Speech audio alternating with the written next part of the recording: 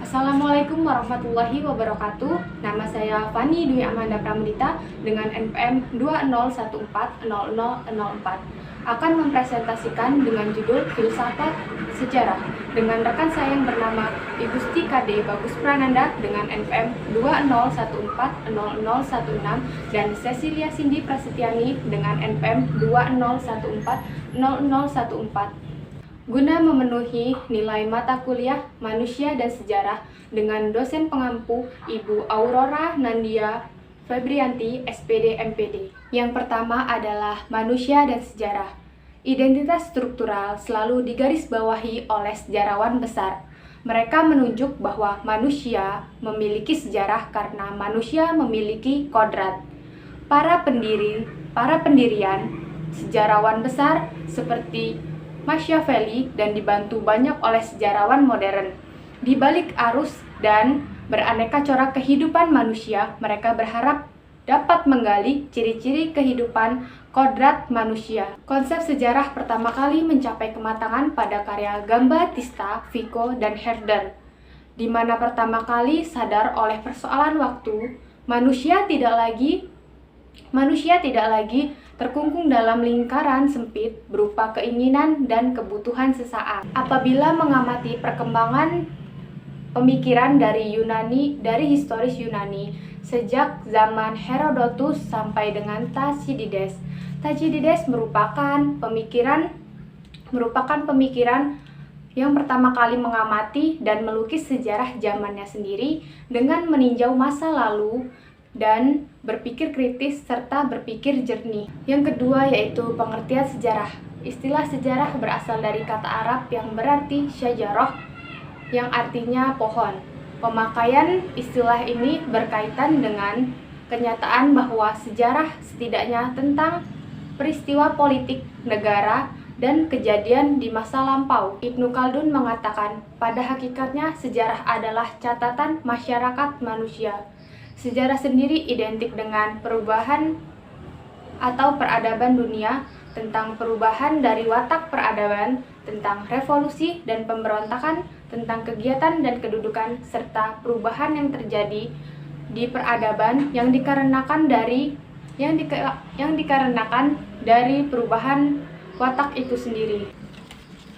Collingwood atau antara teori sila yang masih bertahan, yang mendefinisikan bahwa sejarah adalah komplikasi objek, fakta-fakta, dan keunggulan telak fakta antar interpretasi, dan teori Khalid yang juga masih bertahan, yang mengartikan bahwa sejarah adalah produk subjektivitas dari sejarawan yang menyusun fakta sejarah dan menguasai sejarah lewat teori interpretasi. Baik, sebelumnya selamat siang. Perkenalkan, nama saya Igusti KD Bagus Prananda, NPM 20140016, kelas Sejarah 3A, Prodi Pendidikan Sejarah dari kelompok 1. Di sini saya akan mempresentasikan materi yang kedua, tugas mata kuliah Manusia dan Sejarah, dengan makalah yang berjudul Filsafat Sejarah. Baiklah, langsung saja kita ke materi pembahasan. Menurut Murtada Mutahari, sejarah ini dapat didefinisikan dalam 3 cara. Pertama, pengetahuan tentang kejadian-kejadian, peristiwa-peristiwa, dan keadaan kemanusiaan di masa lampau dalam kaitannya dengan kejadian-kejadian masa kini. Semua situasi, keadaan, peristiwa, dan episode yang terjadi pada masa kini dinilai, dilaporkan, dan dicatat sebagai hal-hal yang terjadi hari ini oleh surat kabar. Namun demikian, begitu waktunya berlalu, maka semua hal itu larut bersama masa lalu dan menjadi bagian sejarah. Jadi sejarah adalah pengetahuan tentang peristiwa-peristiwa, kejadian-kejadian, dan keadaan-keadaan kemanusiaan di masa lampau. Biografi, catatan-catatan tentang peperangan dan penaklukan dan semua babat semacam itu yang disusun pada masa lampau atau masa kini adalah termasuk dalam kategori ini. Pengertian sejarah seperti dikemukakan di atas apabila ditelusuri lebih jauh meliputi 4 hal. Yang pertama ini ada sejarah merupakan pengetahuan tentang sesuatu berupa pengetahuan tentang rangkaian episode pribadi atau individu, bukan merupakan pengetahuan tentang serangkaian hukum dan hubungan umum. Yang kedua, sejarah ini merupakan suatu telaah atas riwayat-riwayat dan tradisi-tradisi, bukan merupakan disiplin rasional. Yang ketiga, sejarah merupakan pengetahuan tentang mengada, bukan pengetahuan tentang menjadi. Kemudian yang keempat, sejarah ini berhubungan dengan masa lampau, bukan masa kini. Tipe sejarah ini menurut Mutahari disebut sebagai sejarah tradisional atau sejarah yang ditransmisikan.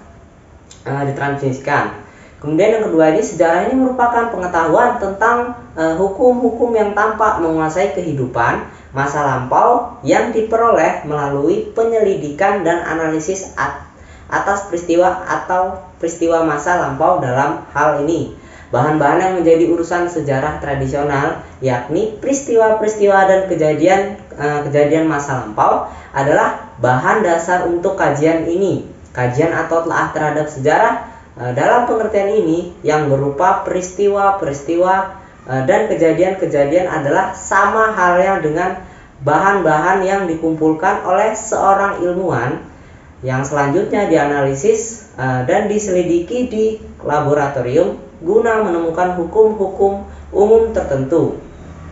Dan ruang lingkup sejarah. Para sejarawan ini memiliki titik tekan yang berbeda dalam mendefinisikan kata sejarah. Sebagian ini ada yang memberikan definisi sejarah secara sempit. Edward Freeman ini misalnya menyatakan bahwa sejarah adalah politik masa lampau atau history is past politics. Kemudian sebagian lagi ada yang mendefinisikannya secara lebih luas. Ernst Bernheim ini pernah menyatakan bahwa sejarah adalah ilmu tentang perkembangan manusia dalam upaya-upaya mereka sebagai makhluk sosial. Kemudian sejarah ini sebagai sejarah politik belaka menjadi sasaran kritik karena beberapa hal. Yang pertama, ini kehidupan dan kebudayaan manusia tidaklah melulu politik. Kedua, perjalanan sejarah manusia secara objektif ini tidak hanya ditentukan oleh politik dan para penguasa. Kemudian yang ketiga, sejarah tentang politik nyaris merupakan sejarah bagi para penguasa saja. Sejarah ini baru lahir berkaitan dengan perkembangan baru dalam metodologi sejarah yang semakin kompleks. Kompleksitas ini ditandai dengan digunakannya ilmu-ilmu bantu dalam penelitian sejarah, baik berasal dari ilmu-ilmu humaniora semacam antropologi maupun dari ilmu-ilmu sosial seperti sosiologi, ilmu politik, ilmu ekonomi, dan lain-lain. Karena itu, sejarah baru ini bisa semakin antropologis atau semakin sosiologis. Namun, menurut Azra atau Azru Mardi ini, ada 3 pengertian sejarah yang masuk dalam kategori sejarah sosial.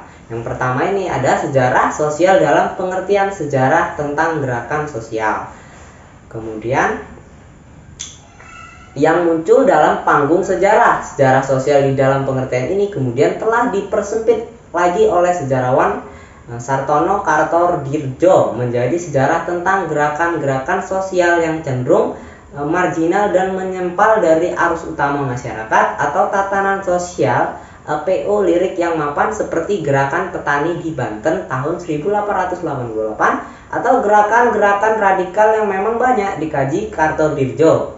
Kemudian yang kedua, sejarah sosial ini dalam arti kombinasi dengan sejarah ekonomi. Kombinasi ini terjadi didasarkan pada asumsi bahwa pertumbuhan ekonomi mampu menjelaskan tentang struktur dan perubahan-perubahan sosial, budaya, dan politik masyarakat.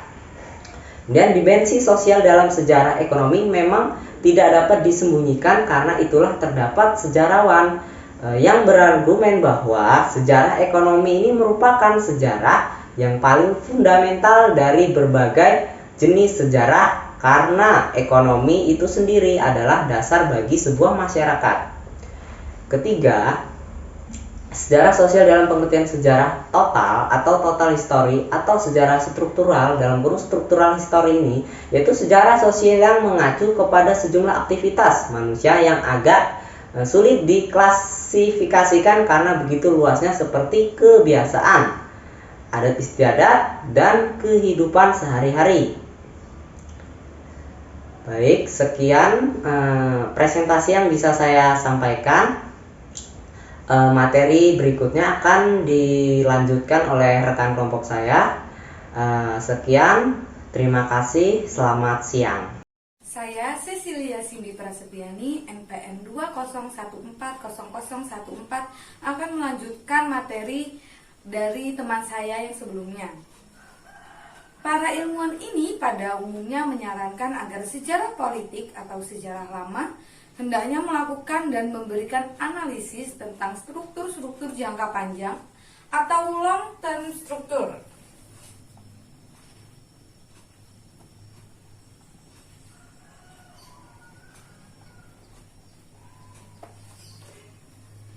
Long term struktur ini mencakup studi tentang berbagai sistem simbol, ritus, perilaku, dan mental politik. Dengan demikian, sejarah politik tidak lagi sekedar cerita tentang pergantian kekuasaan, pertumpahan darah, dan sebagainya. Sehingga sejarah politik menjadi sejarah struktural atau sejarah total.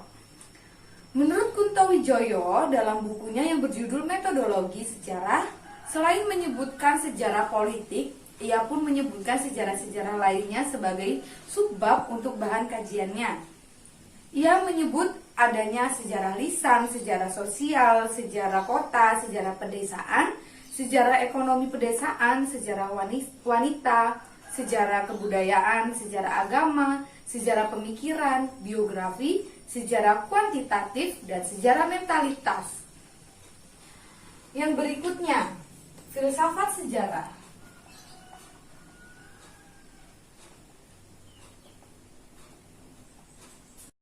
Dikatakan oleh Ibnu Khaldun bahwa dalam hakikat sejarah terkandung pengertian observasi atau nazar, usaha untuk mencari kebenaran atau takkik, dan keterangan yang mendalam tentang sebab dan asal benda mewujudi, serta pengertian dan pengetahuan tentang substansi, esensi, dan sebab-sebab terjadinya peristiwa.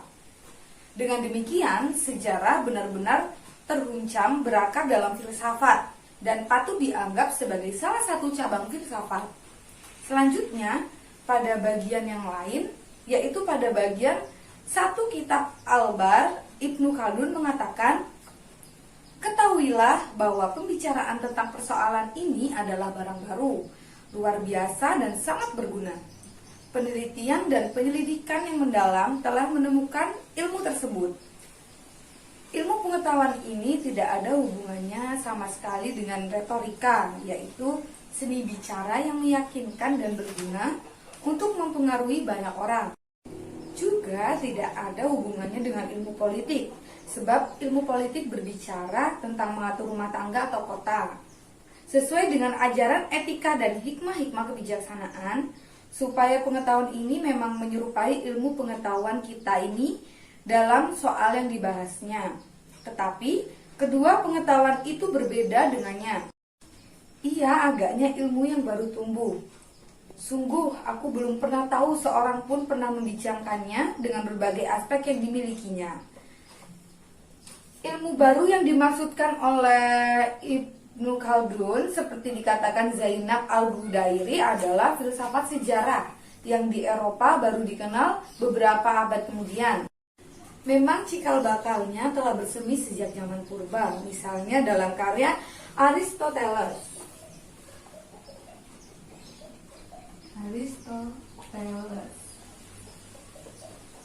Politik dan karya Plato, Republik.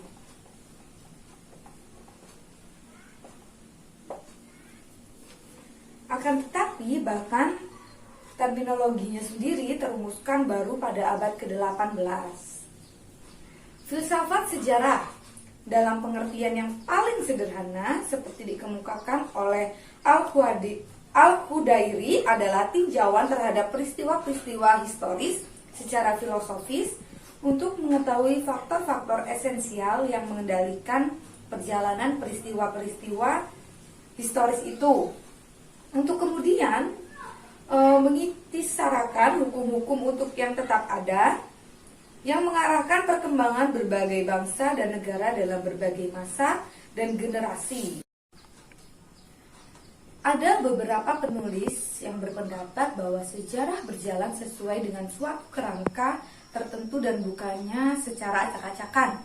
Dan filsafat sejarah adalah upaya untuk mengetahui kerangka tersebut yang diikuti sejarah dalam perjalanannya atau arah yang mengetahui kerangka tersebut yang ditujunya ataupun tujuan yang hendak dicapainya.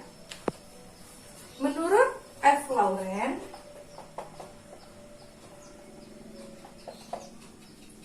sebagaimana dikutip Al-Qudairi menyatakan bahwa sejarah tidak mungkin hanya merupakan seperangkat rangkaian peristiwa yang tanpa tujuan atau makna.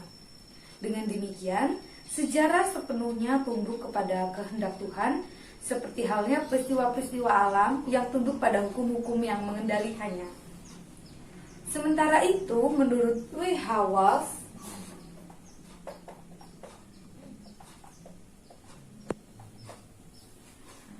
dalam bukunya yang berjudul An Introduction to Philosophy of History menyatakan bahwa sebelum mendefinisikan filsafat sejarah, hendaknya memperhatikan pengertian kata sejarah.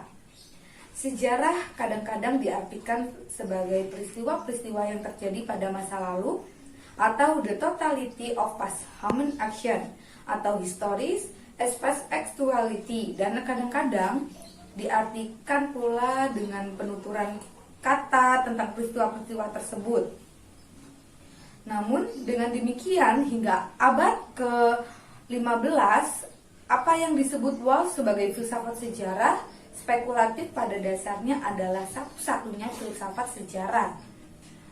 Dua arti dari sejarah tersebut sangat penting karena dengan demikian membuka dua kemungkinan terhadap ruang lingkup atau bidang kajian filsafat sejarah.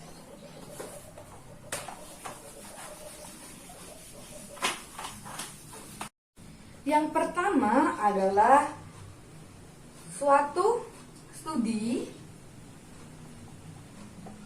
dalam bentuk kajian sejarah tradisional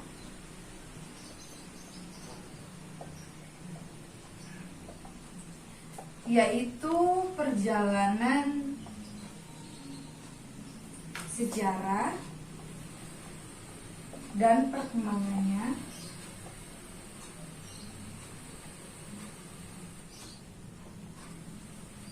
dalam pengertian yang aktual. Sedangkan yang kedua adalah suatu studi mengenai proses pemikiran filosofis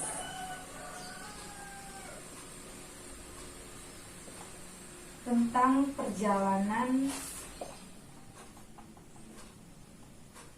dan perkembangan sejarah itu sendiri.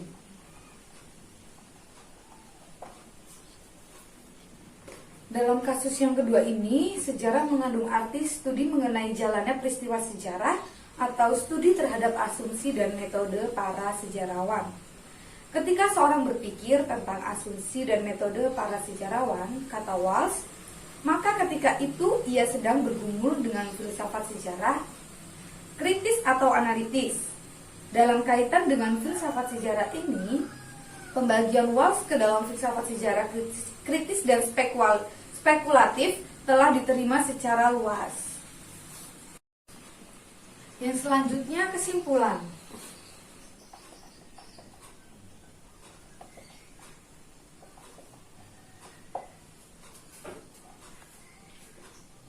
Sejarah filsafat adalah salah satu subbidang sentral tradisional dari filsafat yang mungkin dianggap sebagai cabang dari disiplin sejarah daripada filsafat, yang dikenal lebih membahas kepada sejarah ilmu pengetahuan dan bukan cabang ilmu pengetahuan itu sendiri.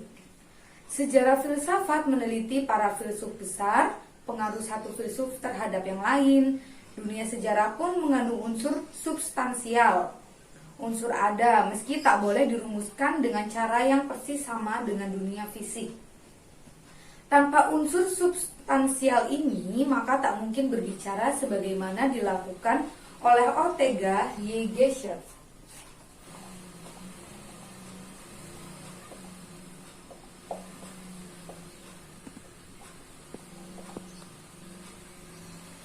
Tentang sejarah, sebagaimana suatu sistem senantiasa mengandaikan, kalaupun bukan identitas dalam hal kodrat, sekurang-kurangnya identitas dalam hal struktur.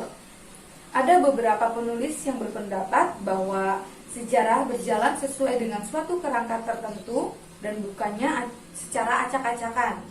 Dan filsafat sejarah adalah upaya untuk mengetahui kerangka tersebut yang diikuti sejarah dalam perjalanannya atau arah yang ditujunya ataupun tujuan yang hendak dicapainya.